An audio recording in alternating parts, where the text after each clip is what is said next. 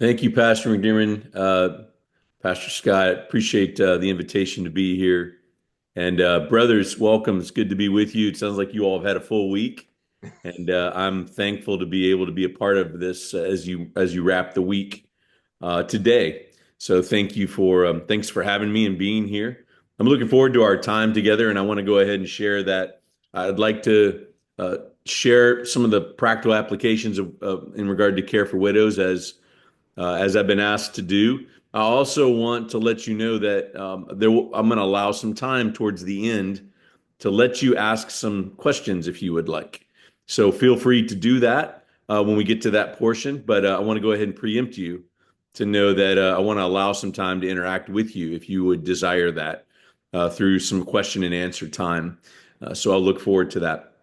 As Pastor mentioned, my name is Brian Croft, and I lead a ministry called Practical Shepherding, which came out of my 25 years as a local church pastor. So I went into a pastorate church that was very unhealthy and struggling, and even a hostile environment, and saw all kinds of things of opposition that we faced. And God was very gracious and kind and at work, and we were able to survive through those years. And God turned the church around, and the church began to flourish. And we saw God do some amazing things in our church in those 17 years that I was there. One of the things that I saw God do is I saw Him give me a burden to want to train and raise up men for pastoral ministry. And so I just started doing that in our local church by just teaching them about what ministry is in the church. There's a seminary here in Louisville, Kentucky, where I live, but the seminary doesn't necessarily, they theologically train you, but don't necessarily teach you how to be a pastor. I knew that that was my job as a local church pastor, and I started doing that. And one of the things I started doing was taking these men to hospitals and taking them to the funerals and taking them to visit widows. And that's one of the ways I started just training them in the church. And practical shepherding, the ministry, evolved out of just me training those men in that way. So when I'm asked to talk about practical shepherding and to come on like this and talk about some of the practical applications of caring for widows, it takes me back to those early years of just when this ministry started, where I just was taking men to teach them how to be pastors. And one of the wonderful ways to do that, and I would encourage you men to do this as you're raising up and training people in your own church, is to be able to go take others with you to go care for the widows and show them how it's done. And we're going to talk about some of the practical ways to do that. But that is one of the early stages of how practical shepherding started. It began, and then it began as a resource. And this resource, this book that was shown to you, is one of the first books that came out with practical shepherding, and it turned into this ministry where we care for pastors. And it's grown a lot to a global ministry. And so one of the ways we can be helpful to you is if you want to reach out to us in any way we can serve you, you can do that, and I can share later with how you can reach out to me and do those kinds of things. But caring for widows is really near and dear to my own heart. As a pastor, I loved the ministry of caring for widows. And what I watched in a lot of pastors' lives is the care of widows became something that was neglected. It was forgotten, really, in a lot of ways, because we get so busy with our own ministry doing other things. We get busy with those who demand time of us. But what I found is many of the widows didn't demand my time. They were in their homes, and they were not asking me to come, and they sat in a very lonely, isolated place. And as a pastor, I needed to realize they needed my care, and I needed to take the initiative to go and be with them and minister to them. And so that's the first thing I want to put in front of you when we talk about the practical application of widows, is that this is important to God, that widows are cared for. Pastor McDermott mentioned James 1, and I'm not going to rehash all of the passages that I know Pastor Walker did an outstanding job opening the word and sharing with you. But there is a significant biblical warrant for this work. And Pastor Walker, I know, established that really well. What that biblical warrant should tell us as modern day pastors is this is important to the heart of God. That he loves and wants to care for the orphan, the widow, the poor, the oppressed. That is something that is particularly close to his heart, we find when we read all throughout Scripture.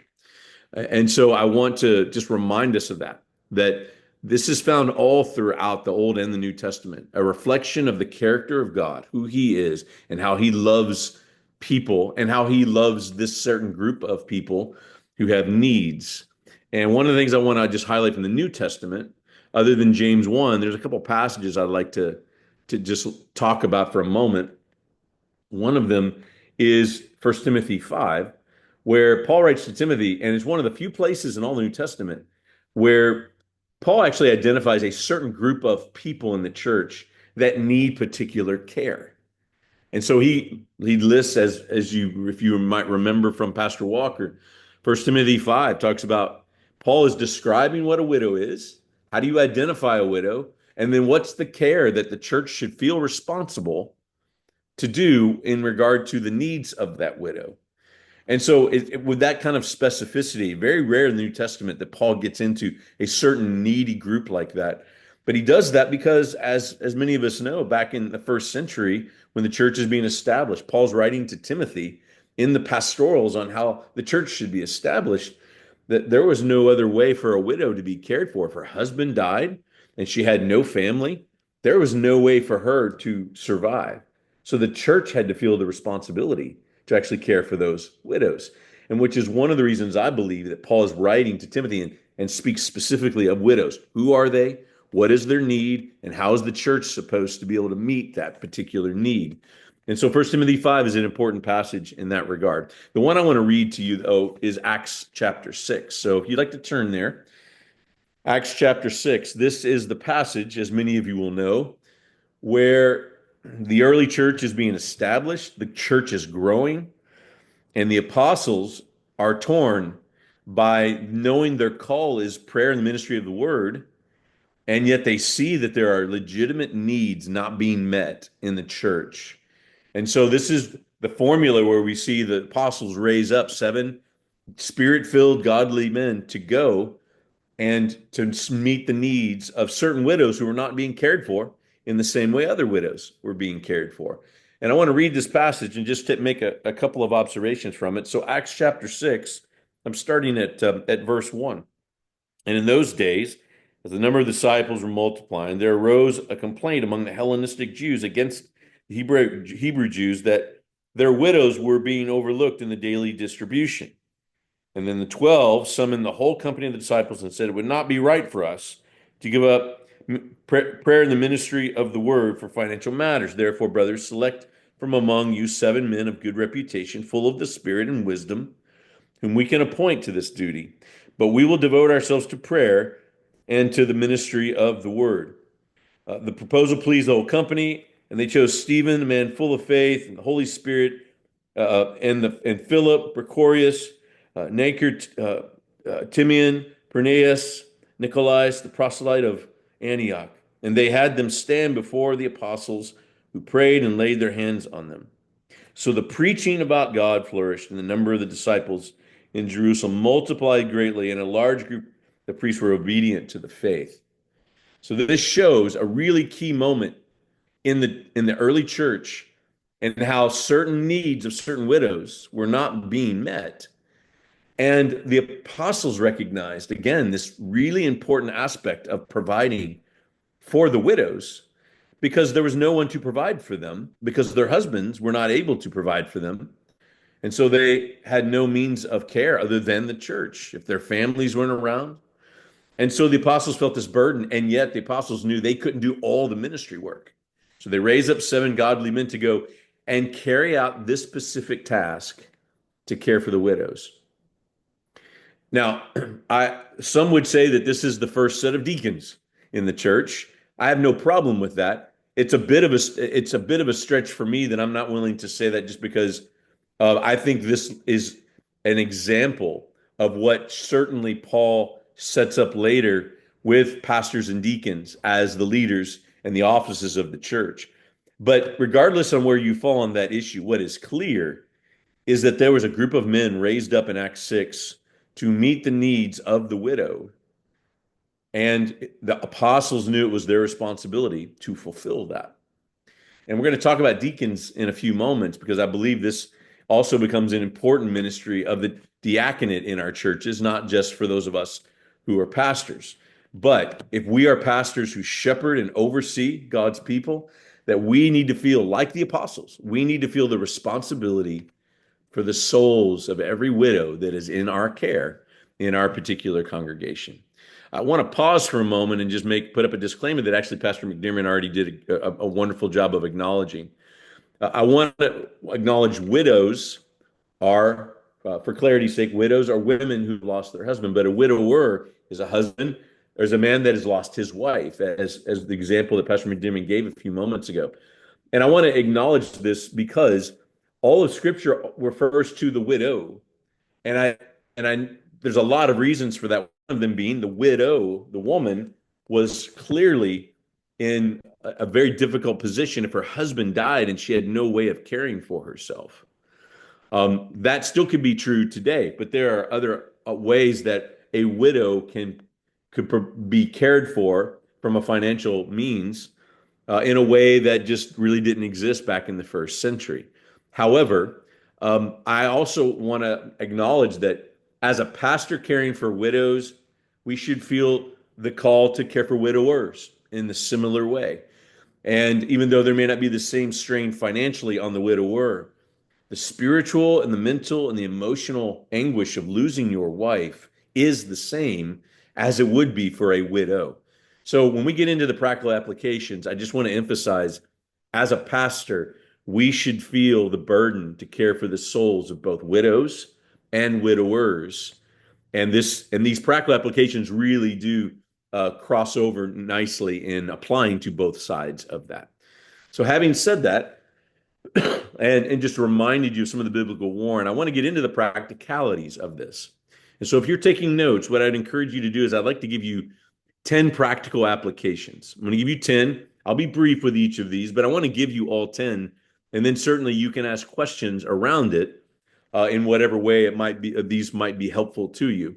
But I want to get really practical with you. I lead a ministry called Practical Shepherding. And I want to get very practical with you in how we shepherd widows and widowers in your church. And I also want to say that these practical applications are for pastors who can go and do these things and lead by example. But these are also tools for you to be able to train deacons to do ministry among widows. These are tools you can raise up all kinds of different people in your church to be a part of. And I'm going to actually talk about who are some of those groups in your church maybe that would be wise to equip to help in this particular kind of work. Okay, so 10 practical applications. Let me start with number 1. We minister the word. We minister the word. We start there. And this takes us back again to the biblical warrant that Pastor Walker took us through. But we have to start there. We minister the word. We minister the word publicly in our preaching. And then we minister the word privately in one-on-one conversations and in people's homes. And when we go to the hospitals, when we go to the different places where maybe people are being cared for physical needs. But we minister the word. It points back to what is our primary call. That is to shepherd the flock. And one of the main ways we do that is the preaching of the word. And I want to start there because we need to realize we care for widows in our congregation when we publicly preach. We care for widows because they're sitting there receiving the word with everyone else at the same time. And I'm a firm believer that when the word is publicly preached in the church in the way that every single one of us does on Sunday, I think the Holy Spirit moves in a unique way in that place. And widows are included in that. In fact, is when I would always be mindful. I think the Lord just gave me a deep love for many of them. But when I would preach, I would look out and my eyes would often catch a widow sitting by herself as I'm preaching, mindful of how to maybe apply this word to her life in a way that would help her, that would minister to her, that would remind her that she's not alone, that God sees her, the Holy Spirit is with her, and Jesus knows and has saved her. And so I found myself regularly in my public preaching mindful to want to preach the word in a way that would minister to those widows in that way who are sitting there. And so the public preaching is a way to minister, but also we minister the word privately. And don't miss that. So when we go and sit and visit with a widow, or even just in a casual conversation, let's look for opportunities to share the word with them, words of comfort from the Psalms. And the wonderful thing about seeing in the biblical warrant that God's heart has a deep heart for the widow, then we want to show them those passages in Scripture. We want to remind them that God sees their need, He sees their pain and hurt, and their loneliness and their isolation, and He cares. And a lot of these passages that we see in the biblical warrant, we want to teach our widows in our church. We want them to see and know that God has a love and a deep heart for them. And those passages reveal much of that. And so have some of those passages ready, those passages of comfort in the Psalms, the passages that remind them of our sure and certain foundation and salvation we have in Jesus Christ. We want to take and remind them, read those passages with them, remind them of the truths of that. And when we do it privately, when we're one-on-one or with a small group of widows, we're able to apply it specifically to remind them. We all need this hope, but you in particular, to know that God is with you and sees you. I find that one of the deepest burdens that widows and widowers feel is just this loneliness and isolation that is constant around them. Many of them live alone, and they don't see their family much, if they have family at all. And again, I find that they do not demand your time like many other people in the church demand your time. So you have to make yourself go and be with them. And one of the things we always want to be mindful of is to minister the word and to provide that word, and even then pray with it and pray the word over them as we meet with them. Okay, so minister the word. That is where we want to start when we're talking about practical application. If you don't know what to say or what to do or how to meet the need of this widow or this widower, it's always good and safe and right to start with God's word and to give that to them. It's just because even though regardless on the needs of the widow, we don't live on bread alone, but everything that proceeds from the mouth of God. We need to see that is one of their deeper needs, just like every one of us. And so we want to minister the word out of that. Okay, so that's number one.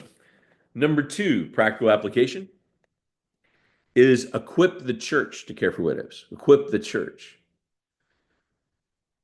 As mentioned in Acts 6, I think points to that, the apostles were burdened by the widows their needs not being met. And they raised up 7 godly men to go and meet those needs. It helps us see that the leadership of the apostles, that came from them, because pastors are to exercise oversight. That's 1 Peter 5. We shepherd the flock by exercising oversight. Pastors should feel the burden of caring for souls, and we are to primarily to feel that responsibility. And yet, pastors are not the only ones that should be caring for widows in our church. So part of what we should be doing is training other people in our church to then go and do the work of caring for widows and widowers. We want to equip the church. And again, with the way we equip the church, the Acts 6 example is a great example for us. The apostles showed us. They raised up 7 men filled with the Spirit who could be relied upon and counted on to go do this and complete the task. And again, many point to these men as the first deacons. And I certainly believe that was a prototype of what deacons later became. And so I first want to point to that. When you think about equipping the church for the work of caring for widows and widowers, we need to first start with our deacons in the church. So, and I know that different churches have their deacons set up in different ways, but my understanding is that deacons are to be servants of the church, primarily to meet the physical needs of the church. And so the needs of widows would be a primary responsibility for deacons to meet the physical responsibilities of whatever those needs are. And the way this showed up in our church and the way that I encourage churches to do this is for pastors and deacons to work together to meet the needs of widows and widowers. So if you think about the pastors, and I think again, Act 6 is a bit of a prototype with this, I believe.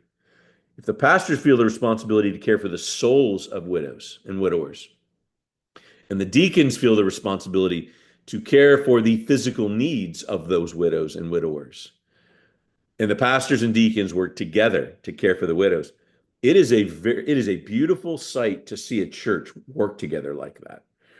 And I was privileged that we eventually moved to plurality of pastor elders, and we had plurality of deacons. And to watch our deacons and pastors work together to care for widows was quite a stunning sight to see. And needs were met, both in the spiritual standpoint as well as the physical needs. And I was just privileged to see God's design. I believe his plan worked out to care for the needs of these whom God has a special heart for that we see in Scripture. So pastors and deacons should be working together. And it's pastors' responsibility to equip the deacons, and I would say even empower the deacons to do this kind of particular work. But it doesn't stop with the deacons in meeting those physical needs. Ephesians 4 tells us that we're to build up the body, to equip the church for the work of the ministry. And brothers, if I've learned anything in the years I pastored, caring for widows is a ministry that literally anyone in the church can do.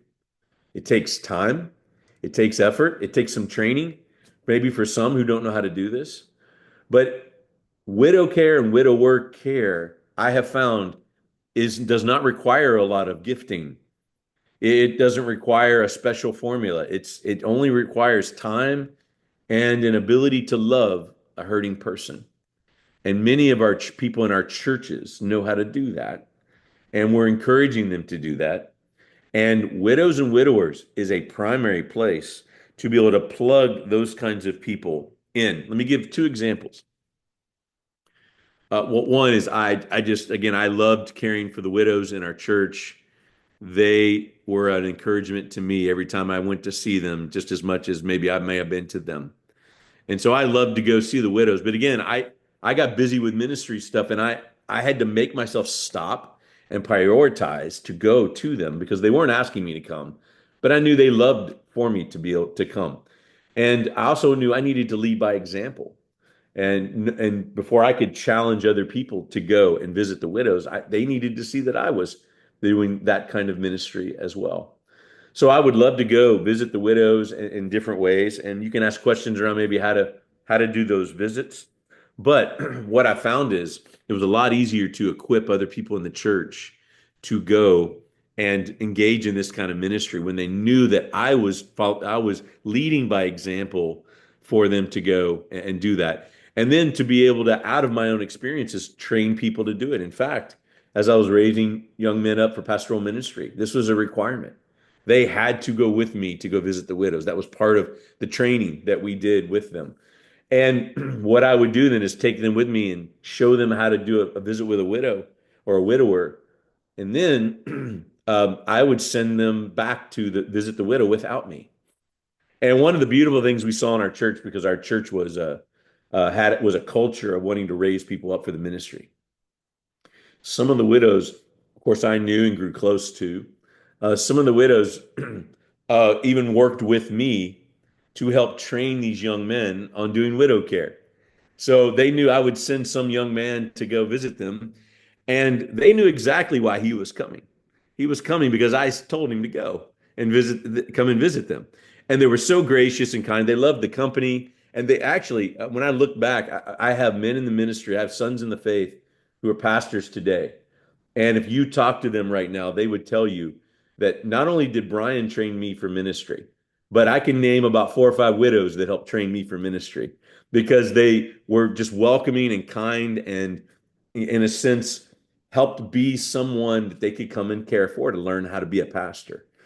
And so that's all of that is about equipping the church. So young men would go all the time to the widows, and they felt cared for and ministered to in a really special and unique way. And those young men learned how to go care for widows. One of the things I love to hear more than anything is when my my sons in the faith, who I raised up and are pastoring now, when they'll reach out to me and share with me about widows they're caring for and the blessing those widows are to them as they are going to spend time with them and visit them.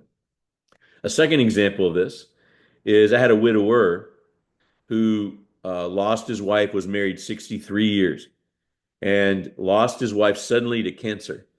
And he was just lost without her. And he was so heartbroken. And one of the things that he always did with her is they usually would go out to a restaurant or something to eat. And when she passed away, he stopped doing that. And nobody knew it, but it was just too painful for him to go do the activity that he always did with his wife. As I was meeting with him and talking with him, he ended up sharing that with me at some point.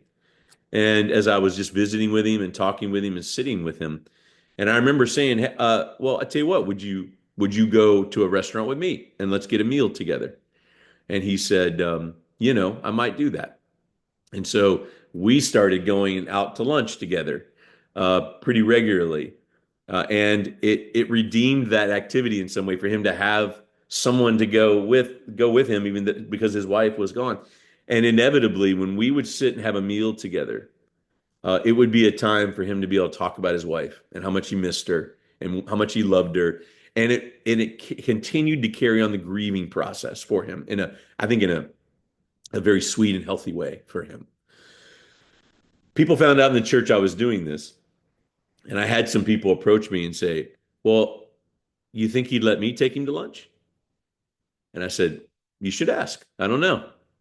And what started to happen is a handful of people in the church started reaching out and taking this widower out to lunch.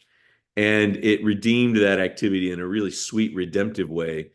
And he just loved the company and loved being with people. But that story, it spurred people on to have a way. Oh, this is a way I can go and serve and care for him and minister to him. And it was a really sweet thing to see until he passed and went to be with Jesus.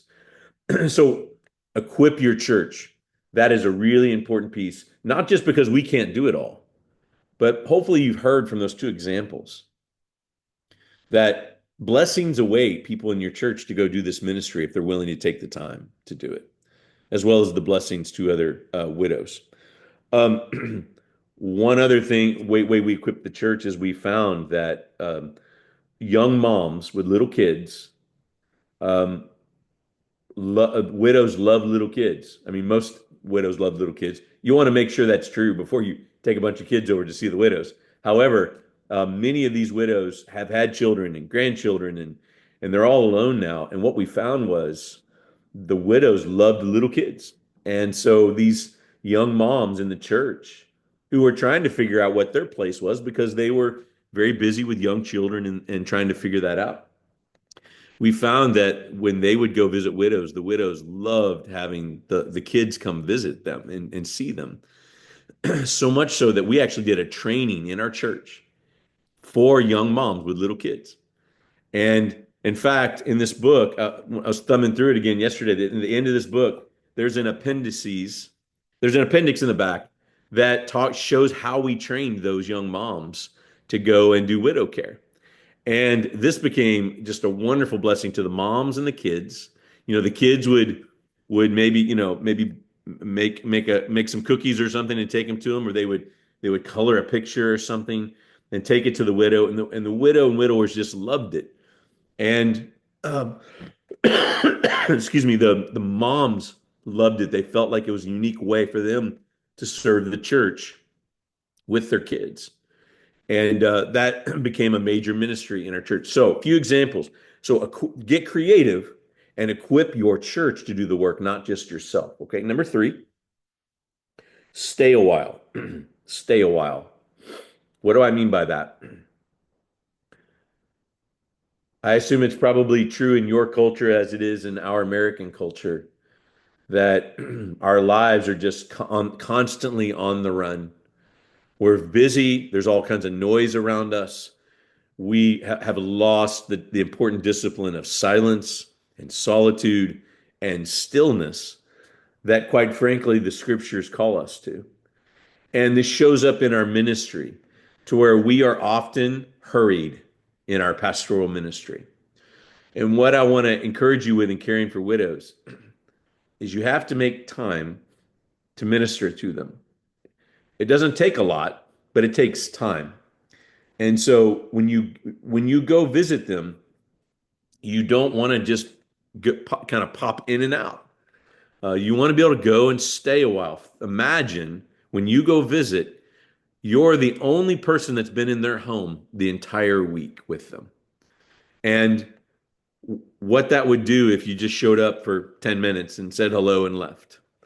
So you need to stay a while. And when I say stay a while, you need to be wise in what that means. But I think, and again, it depends on your culture, and you need to be wise in how that would apply in your own context.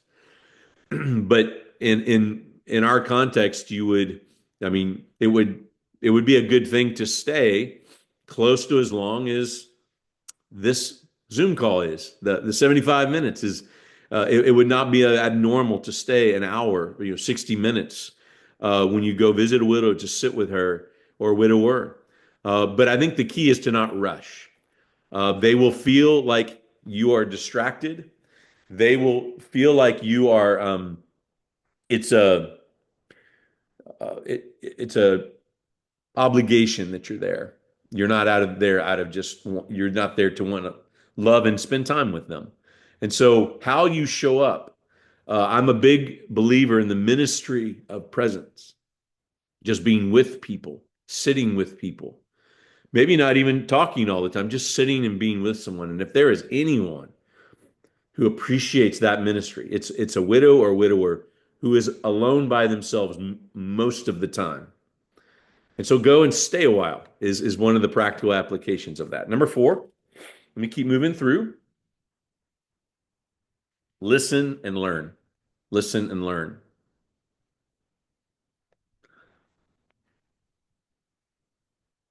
There is not just to go and stay a while, but to learn the discipline of how to listen well. This is something that a lot of pastors don't know how to do. Pastors know how to preach, and pastors know how to try to fix stuff, but how well does a pastor listen? Just to sit quietly and listen to someone else talk. And this is really important with widow care because many times they have not talked to many people that week or in that given time, and they want to be able to talk and share with someone. And so to go and to listen and to ask good questions and then just sit back and listen. So to even go, if you're going to go and stay a while, to prepare, to not just have a passage you might read at the end of your time and have that ready, but to also go with a posture of, I'm going to just sit and enjoy the company of this person, and I'm going to listen.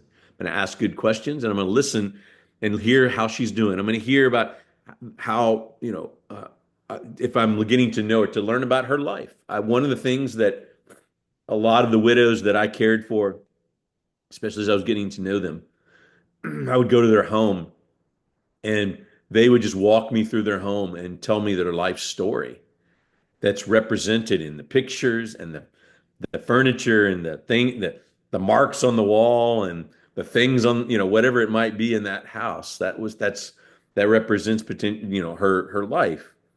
And to just walk around and let her share the stories or let him share the stories, find that to be a huge blessing. You don't experience that, brothers, if you don't listen. And so sometimes we got to make ourselves listen. This is a challenge for each of you. How good a listener are you? And one of the tests of this is, do I find myself interrupting people in our conversation? So they're saying something, but I'm ready to say something back to them. And so as soon as they're done, I just jump right into them and say something. What happens is when we're thinking about how to respond, we're not fully listening. So I just want to encourage you to challenge yourself on how well do you actually listen, and to even let there be a pause when someone's done talking. One, to make sure they're done talking, but two, just to acknowledge that that they have said something in particular. So listen and then learn. So we want to think about how good we listen, but hopefully if we listen, that's when we'll learn. Oftentimes when we talk a lot, we don't listen. We actually don't learn either. So to listen and learn requires us to sit and maybe not be the one that dominates the conversation. And I say that because a lot of pastors maybe don't know how to do that very well. And I want to encourage each of you to evaluate that. And when you're caring for widows, that's a wonderful time to just listen and learn. Excuse me. Okay, let me keep moving forward. Number five. Number five. Really gonna start getting practical around just little things you can do to care for widows, okay? So number five, write a card. Excuse me. Even if you're going to visit them in person, I would encourage you to write a card and leave it with them. What I mean, just a little card that is personally addressed to them and just says, hey, I just want you to know I'm thinking of you, I'm praying for you. And maybe you could write a scripture in that would encourage them. Certainly, you can do that and send it to them. So that is a great thing to do. But I also encourage you to do this even when you go to visit them, because a physical card is something that they can sit with and they can read it over and over again.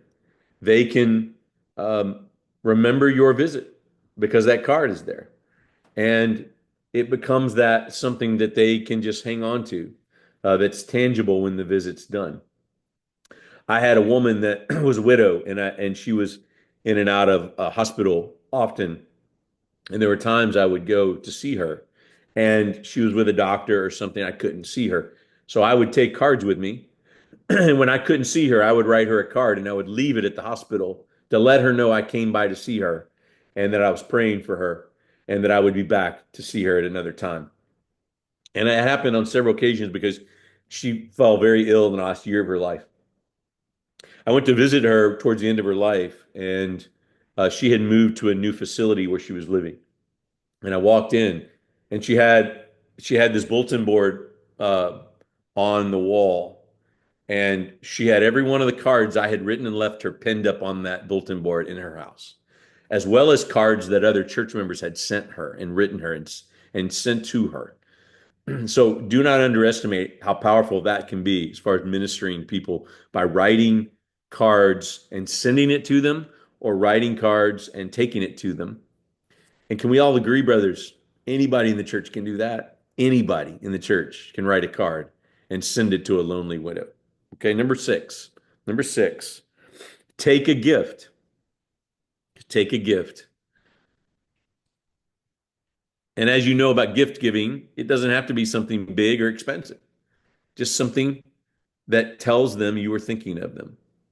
So you could take a gift, something they need, maybe that would help. They have a physical need, and you would take and take something that would meet that physical need as a gift. You can also, this was something we saw that was very popular in our church, and that was to take some kind of enjoyable food to them. So one of the things my wife used to do when our children were little is uh, the kids would bake cookies or something. They would all bake cookies together and then they would put them together in a little package. And my wife did this on a few occasions. They baked a bunch of cookies and put little packages together of those cookies. And then my wife and all four of my little kids, when they were little, drove around and dropped off these cookies to, each of the widows in the church. And I'll let you guess how much that meant to those widows to let them see my kids, my wife, and to receive something that my children made for them. And they got to enjoy it when they ate it. So, taking some kind of meaningful gift can be a wonderful way to do. And again, something literally anybody in your church can do. Okay, the last few, and then we'll go to a time of questions. Number seven, 7 out of 10. So, number seven, involve your family. Involve your family. And I kind of just mentioned that. Let me just reiterate that again. Um, your family, if you're married, you have a wife, if you have children, um, they are wonderful people to help you in this care.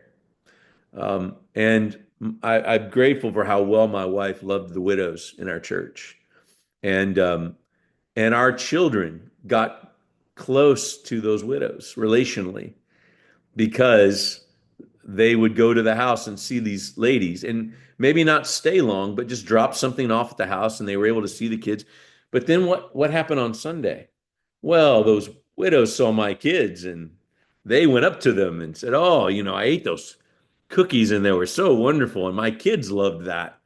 And it was really amazing. By the time I left our church that I pastored for 17 years, my kids grew up in the church. And one of the things that was so sweet for me is to watch my grown children have relationships with these different widows in the church and how meaningful those relationships were. I'm a big proponent that God's design from Titus chapter 2 is that we have a multi-generational church. And I think this is why. I think the generations are meant to bless each other. I would say one of my proudest moments as a dad was my oldest daughter got very, very close to a certain widow and who I was very close to as well. And when she passed away and I did the funeral, my daughter, who I believe was 18 at the time, my daughter was one of the people that stood up and spoke at her funeral and shared about her relationship with the widow. And man, that was really special. Still gets me when I think about that today. And that came out of me involving my family as the pastor to care for widows. And so I would encourage you, you have an opportunity to take your wife with you, take your kids with you, and to encourage them in this kind of ministry that they can do it's one of the things you can all do together as a family, and that's something as I look back on, have a lot of joyful memories doing that. Number eight, enjoy their company. Enjoy their company. If we're not careful, going as a pastor to care for widows we can go out of obligation and duty, and it become a very transactional type relationship. And I want to encourage you, yes, we are going to minister to the widows and the widowers, but I want to encourage you to enjoy the time with them. Enjoy the relationship that you have with them. That widower, excuse me, that widower that I went to lunch with pretty regularly. I went to lunch with him. We always went to the same place, always wanted to go to the same place. He was in his 80s and his memory was starting to fade a bit. So I would go to this lunch and he would share the same stories every lunch we went to. And guess what? I didn't care because I just loved being with him. And I knew that it was a blessing for us to be going to do what we did. Now, if I was going to lunch wanting, expecting us to have a wonderful debate about the atonement, I'm going to be disappointed by that. That's not my expectation. So enjoying the company of widows and widowers is about our expectation and to remember why we're doing what we're doing and that is a blessing to us in itself, that we are continuing to care for the souls of people under our care. Two more, then we'll go to a few minutes of questions. Number 9, watch for anniversaries. Watch for anniversaries. Here's what I mean by that in particular. And remember, an anniversary is kind of this annual, once a year, something happens, like our birthday and our own wedding anniversaries, those kind of things. There are 2 anniversaries you have to be particularly mindful of with widows and widowers. One is their wedding anniversary, and 2 is their anniversary of their spouse passing away. It's helpful to keep a record of those things, and that marks a wonderful time to remember them, to let the church know about it so they can remember them. Imagine, brothers, how powerful it is when you do your pastoral prayer on Sunday mornings when the church is all gathered together and you pray for the widow on her first anniversary of her husband dying, what happens there? Well, that widow feels seen by the church. But then you just let the whole church know that that 1 year anniversary just happened. And guess what happens after church? Well, probably people come to her and love on her and acknowledge that loss.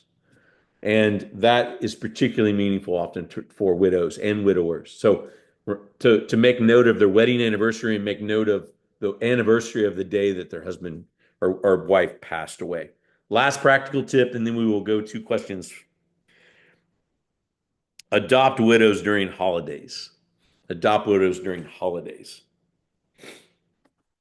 Here's what I mean by that. And again, I know that there's different cultural dynamics from America and in the countries of Africa where many of you are.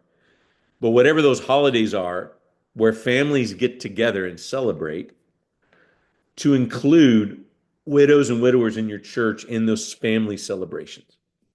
So Christmas is a major holiday in the United States, and a lot of festivities and family celebrations happen around Christmas. And I would encourage you to look for opportunities to include a widow in your family gatherings, or encourage church members to consider bringing a widow into your family gatherings in some way. So that's why I use the word adopt. You're kind of pulling them into your family for that time. And you can imagine when these widows and widowers who have maybe no family around and are alone on these special holidays, you can imagine what it means to them when the church, which is their family, pulls them in to celebrate. It was really special to involve some widows with some of our kids' birthdays and those kinds of things. One final story, and then I'll pause for questions. My father, who passed away a year ago. My father was a doctor, was a family doctor, and faithful Christian man. And I have memories as a kid of my dad would go in on some of these holidays, Thanksgiving or Christmas or whatever it was. He would go into the hospital to do his rounds as a doctor, and then he would come home, and then we'd have our family celebration.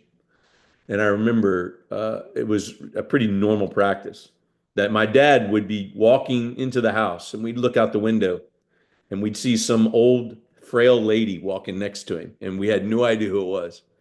And what had happened is my dad did his rounds at the hospital, and some widow in the hospital who was being discharged on Christmas Day and had nowhere to go. My dad invited her and brought her to Christmas dinner with our family, and would eat with us as a family. I share that story with you, even though that's a family story. And obviously, he's not caring for a widow in our church. As a child, I reflect back. That is a vivid memory for me in watching my dad care for someone like that. And I want to encourage you that I think the church has the same opportunity and even responsibility that we would care for these widows and widowers in our midst because God has such a unique love for them. And I would pray that just this conversation would move us to have that same desire. So I'm going to pause there, Pastor McDermott, and see if maybe there's any questions that you would like to facilitate for these last few minutes. Brothers, any questions that you would like to direct to Pastor Croft?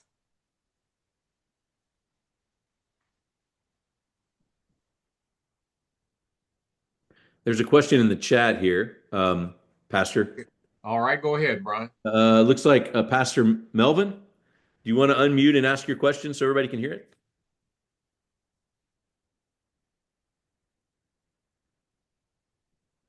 You there? Pastor Melvin Zaya. Yeah. There you go. Hey. Yes. Hello. You want to go ahead and ask your question so everybody can hear what it is? Yeah. Ask a question. The question I ask is, in the Bible, we see that the Bible talks more about widow than a widower.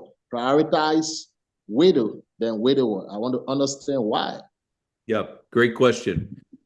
My assumption is I think there's a few reasons, but the main one would be a widower who would be a man. He would be able to financially work and provide for himself, even if his wife is gone.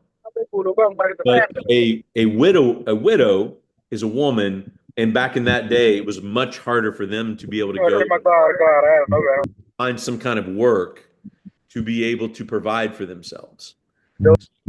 I think that's the main reason. It's about an ability to be able to financially take care of yourself when your husband's gone. Now, if you had family, you could move in with family, and hopefully the family would take care of you. But oftentimes, people did not have their family to be able to take care of them. So that would be my assumption that's why that group of women, and that's a lot of times widows and orphans are lumped into the same group because they were the most vulnerable for that reason. A widow was unable to go and provide for herself.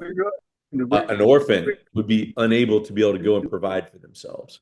So I would assume it's primarily because of the financial implications of that. Okay, Pastor? Thank you. Yeah, Thank you very much. you're welcome. Any other brothers? Any further questions for Pastor Croft?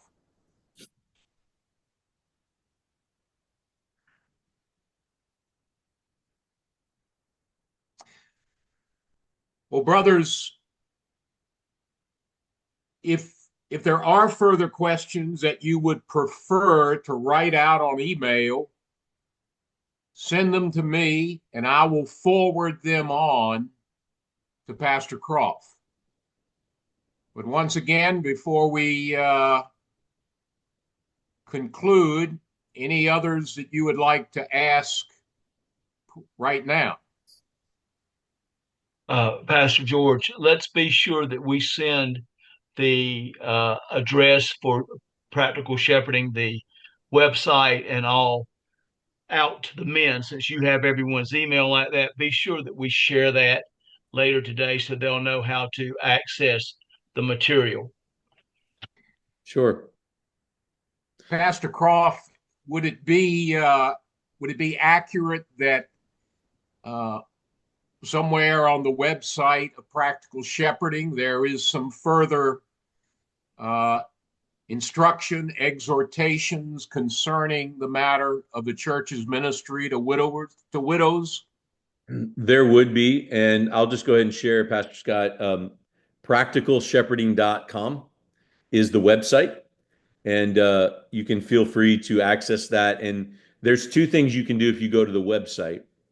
There is a contact page, so you can reach out to us through that contact page. If there's any way we can serve you, or if you want to reach out to me directly, you can do through that contact page. That my team will get that message to me. Of course, you can go through Pastor McDermott as well to reach out to me if you want to follow up with me anyway. But practicalshepherding.com is the website. And to your question, there are some articles about caring for widows that are on there that you can access. You could go to the search engine. Pastor Sebastio and I have actually done some podcasts around caring for widows also. So if you go to the search engine on the website and you just type in widow, those things will pop up. Pastor McDermott, you mentioned this book, but this is this is the book that has a lot of that material in it. And the best way you should be able to pick up this book, you can look and see different places that might ship to your country. But that would be worth looking at on the web. But this version with this cover, there's an old version of this, and I would encourage you to get this. This is the newer one. It's revised and updated, and it's the more affordable version of the book. So this is the book that's through the Evangelical Press. So you can get the one who carries that primarily is a book place called 10 of those. But you can get it through Amazon and other places as well. But yeah, the website would be the place to go, Pastor, to do any of those things. The new one is not on Amazon, Brian. I just checked. Okay. So I don't know why. What you could do then is if you go to the website, go to the book page. Right. Uh, this book, there should be a link. You can go directly to this. Is there a digital version available on the website? There, there should be a digital version. That link, I believe, takes you to the 10 of those bookstore. Okay.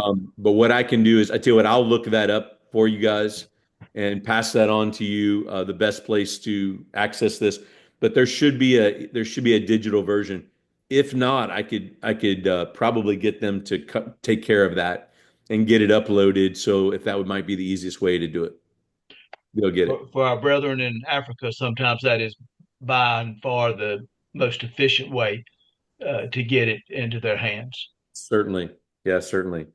Um, I'm gonna look this up and then I will get that uh, particular website to you all. Okay. Yeah. Well, Brian, thank you so much, brother.